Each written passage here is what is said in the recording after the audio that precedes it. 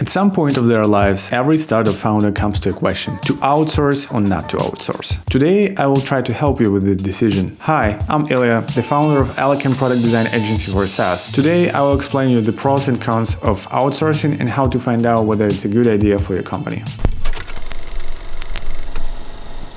People come to our agency because they want to outsource design. So, you think I'm here to convince everyone that outsourcing is the best decision? Nope. Outsourcing has a dark side as well. We'll get to this later, but for now, let's start with the pros. The first one is wide talent pool. You can choose from any agency almost everywhere in the world. All of them will be happy to give you a quote. Then there is a money time saving, not because agencies are cheap, but because hiring is time consuming and often expensive. If you ever tried to hire someone on your own, you know it. Last but not least, flexibility. Hiring designers is a commitment. If your product is changing rapidly and you are not ready to commit, outsourcing is there for you. Time, money, talents, flexibility. It would be perfect if there were not some pitfalls, but sorry, there are. Let's talk about the challenges of outsourcing. The first challenge is security. When you outsource design, you have to give access to all of internal information to God knows who. That's risky, even when you have strong policies. Secondly, they don't know your customers. A typical situation, outsource designers work on a fintech product for 1 month and then shift to calories counting app on another. They don't have time to get deeper into the product, get to know the customers, and in the product design it can be a huge miss. And finally, communication issues. Outsourced designers are outside of your team, so there will be way more issues with communication than there were with the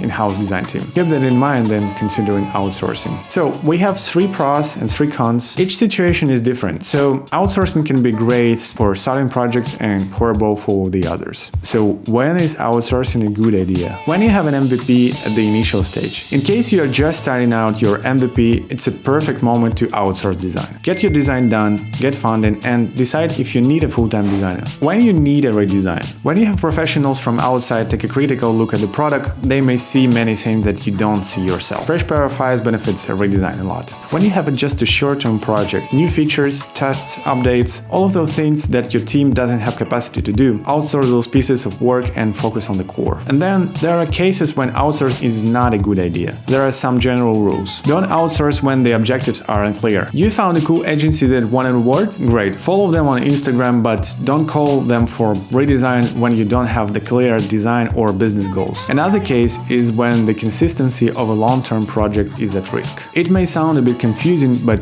let me explain. When you start outsourcing some parts of work, over time your product may look like a Frankenstein's monster. Designers use different logic, structure, or in style, and it's not cool for your product.